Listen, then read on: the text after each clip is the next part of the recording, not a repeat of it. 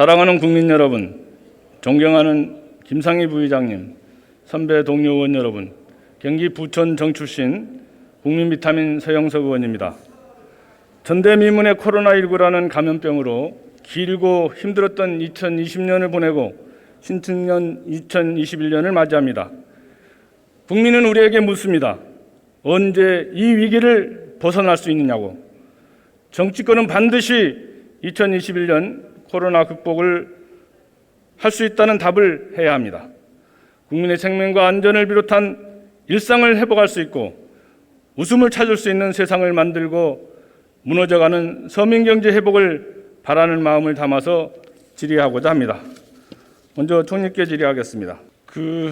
오전 내내 보니까요, 이게 야당 의원님들이 백신 확보가 늦었다, 또 뭐 물량이 적다, 예산을 안 세웠다 이런 기조로 이렇게 정부를 비판하고 마치 방역이 실패하고 또 백신 공급이 실패하기를 바라는 것처럼 한 것에서 상당히 유감스럽게 생각을 합니다. 근데 실제로 우리가 2020년에 백신 관련한 예산을 세웠고 2021년에도 그 개발 당시에 백신 개발 당시에 이렇게 단가 산정이 잘 안 돼서 목적 예비비로 방역 당국이 예산을 세웠던 거 아닙니까? 그렇습니다.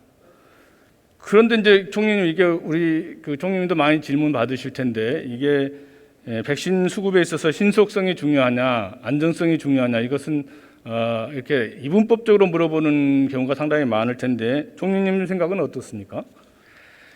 예, 하여튼 정부는 국민들께서 제때에 안심하고 백신을 맞으실 수 있도록 최선을 다하고 있는데요.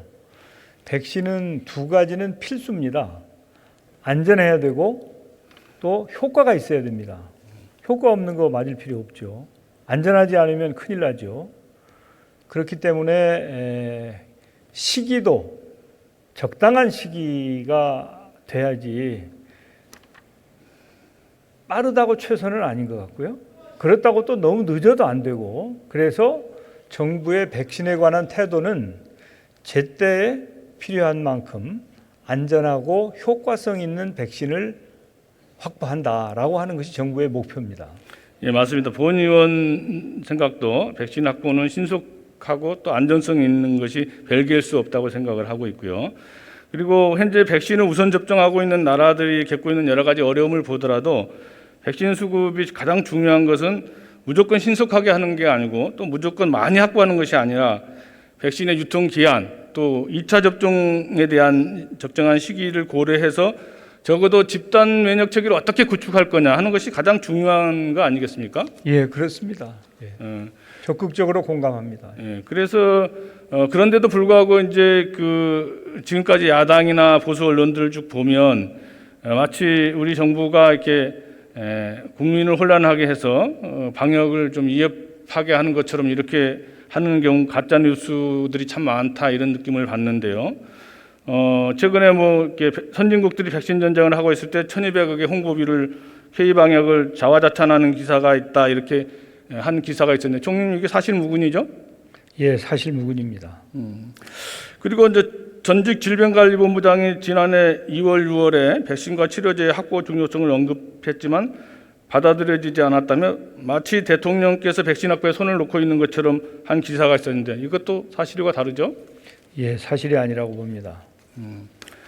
뿐만 아니라 이제 여러 가지 SNS를 통해서 국민의 불안감을 조성하는 그런 기사들이 많이 있고, 또 실제로 충분하게 접종 대상 규모에 맞는 백신을 확보했는데도 불구하고 마치 이것이 부족한 것처럼 이렇게 호도하는 본질을 흐리게 하는 뉴스들이 많고 그렇습니다. 그리고 실제로 조선일보 사례로 보면은 마치 일본은 이르면 2, 3월에 할 것처럼 보도하고 또 우리 한국은 빨라야 2, 3월에 할 것처럼 같은 내용을 가지고도 이렇게 대표적으로 불안감을 조성하는 기사를 쓰고 있는데 이런 것은 있어서는 안 된다고 생각하지 않습니까? 예, 참으로 그런 것을 볼 때는 자괴감이 듭니다. 정말 좀 응원할 것은 응원해주고 지적할 것은 지적하는 분별력이 있었으면 좋겠는데 그러지 않은 경우가 많아서 참으로 안타깝게 생각을 하고, 정부는 가짜뉴스와 관련해 가지고는 그냥 용인하지 않겠다고 하는 분명한 입장을 가지고 있습니다.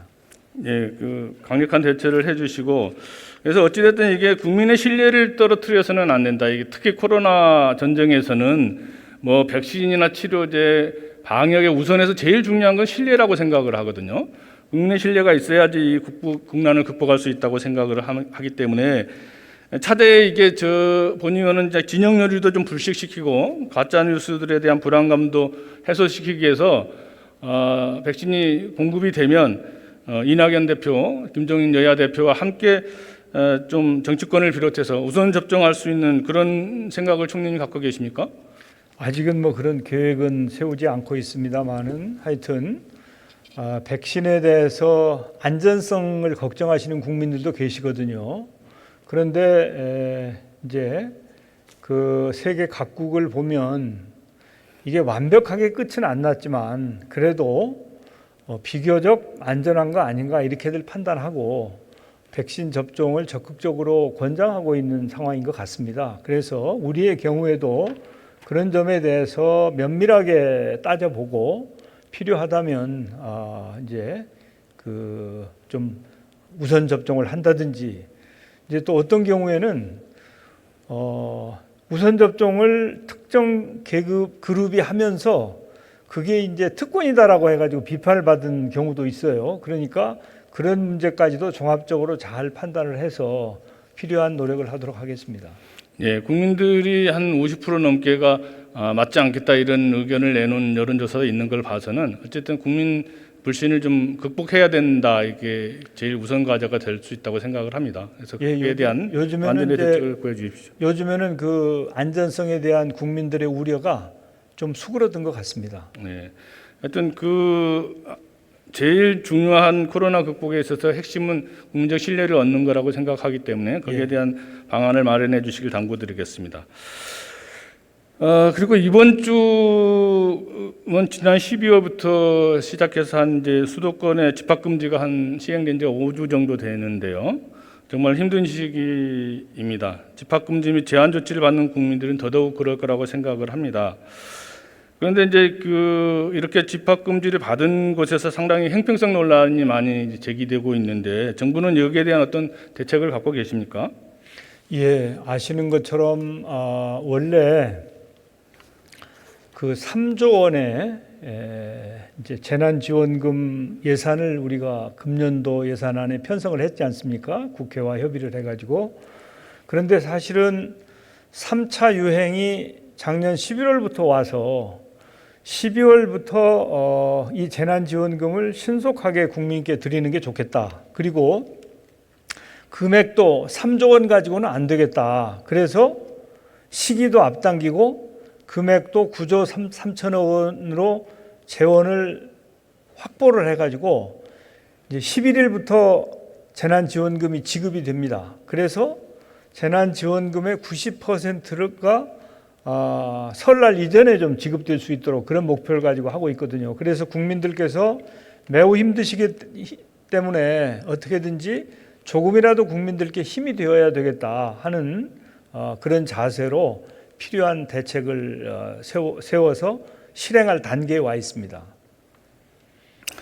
예, 본 의원이 이제 그 외결위 때도 주장을 했지만 OECD 경제 전망 보고서나 또 IMF의 입장에서나 보면 재정 부양책이 좀 대규모로 일어났으면 좋겠다 이런 의견들을 내고 있는데 현재 우리가 국가 채무 비율도 매우 낮은 상태이기 때문에 확대 재정 정책이 좀 필요하다 이런 의견들이 많이 있는데 거기에 대한 총리님 생각은 어떻습니까? 예, 저도 뭐 적극 공감을 합니다. 이제 그래서 금년도에 588조 예산도 확장 재정 기조하에 예산 편성을 한 것이고요.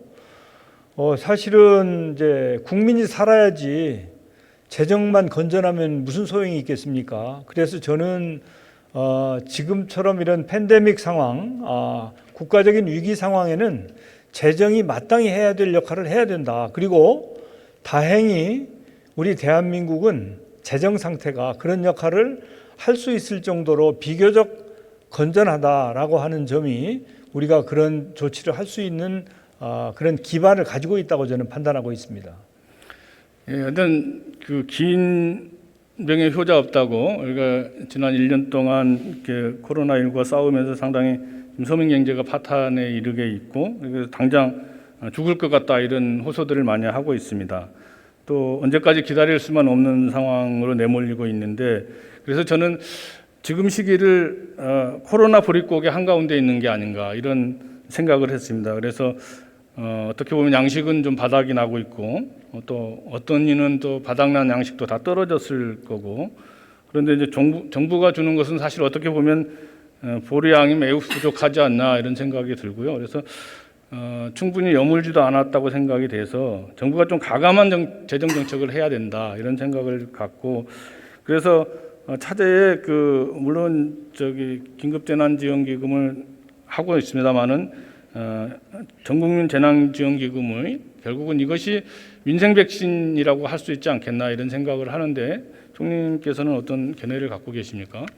예, 지금은 이제 2차 재난지원금이 한 1~2%는 아직도 집행이 안 됐어요.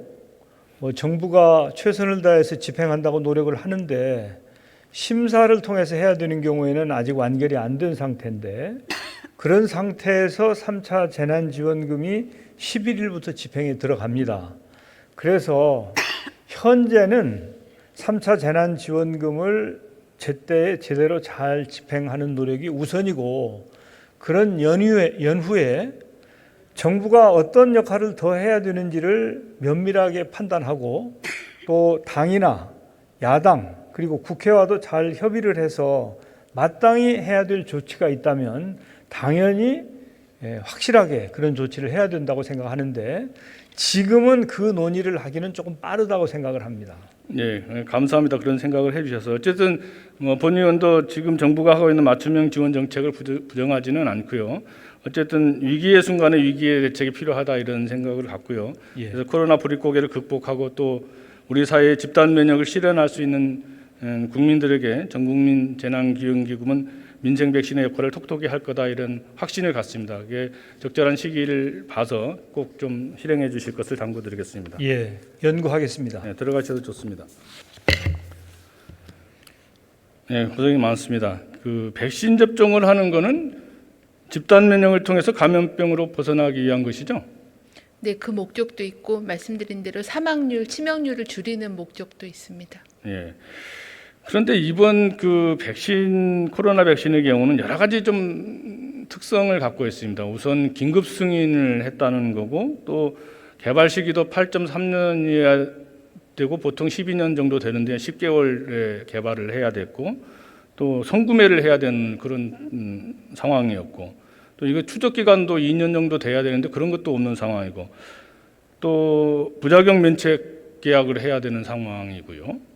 그다음에 백신 플랫폼이 상당히 다양한 그런 행태를 띠고 있는데 이처럼 총리님께서 말씀하셨던 유효성과 안전성이 상당히 불확실성이 높은 그런 백신의 특징을 갖고 있습니다. 그렇죠? 네, 단기에 개발된 그런 한계가 있습니다. 그래서 청장님께 질의할 게 너무 많은데 요약해서 국민들 의견을 대신해서 묻겠습니다. 그래서 우선 국민들은 묻습니다. 백신이 안전한 건 한 거냐? 청장님은 어떻게 생각하십니까? 현재까지 개발된 백신들에 대해서는 3상이라고 하는 한 4만 명 정도 대상으로 하는 임상 시험 결과에서는 중대한 그런 이상 반응은 보고되진 않았고 비교적 안전하다라는 그런 발표들이 되어 있고 또 전문가들의 리뷰에 의해서 채택이 되고 또 긴급 사용 승인이긴 하지만 허가 당국에서 분석해서 긴급 사용 승인이나 허가를 내고 있는 상황입니다.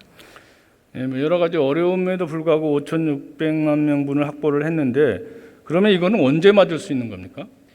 백신은 저희가 5,600만 명분 말씀을 드렸고 아스트라제네카는 1분기부터 그리고 얀센과 모더나는 2분기부터 그리고 화이자 백신은 3분기부터 공급되는 걸로 되어 있기 때문에 순차적으로 공급 시기에 따라서 접종을 2월부터 시작해서 순차적으로 확대하는 걸로 계획을 하고 있습니다. 예, 어쨌든 이게 집단 면역에 이르려면 백신의 분배 전략이 매우 필요하다고 판단이 되는데 어떤 백신을 맞게 되는 겁니까, 주로? 지금 말씀드린 그 네 가지 백신을 저희가 다 공급을 받기 때문에요. 이제 공급 시기와 또 접종의 우선순위에 따라서 대상자별로 백신을 선정해서 접종을 하게 되고 그 부분은 의료 전문가들의 검토를 거쳐서 결정을 할 예정입니다.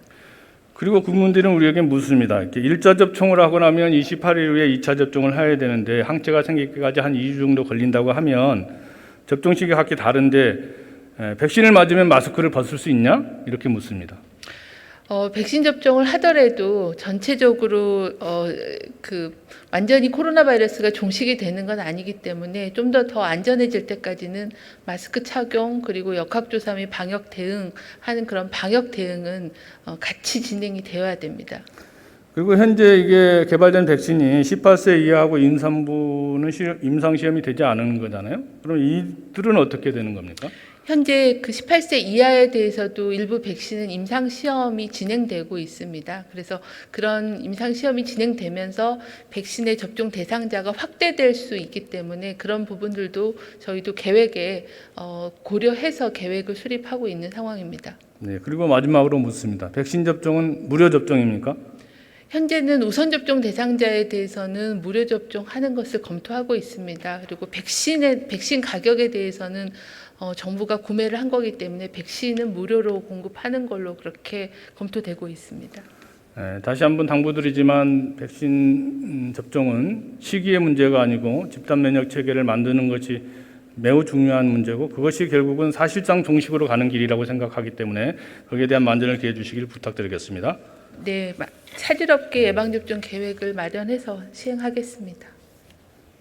국민 여러분, 이제 우리는 자랑스러운 K-방역을 넘어 코로나를 모범적으로 극복한 K-치료국가, 청정국가로 나아가야 합니다.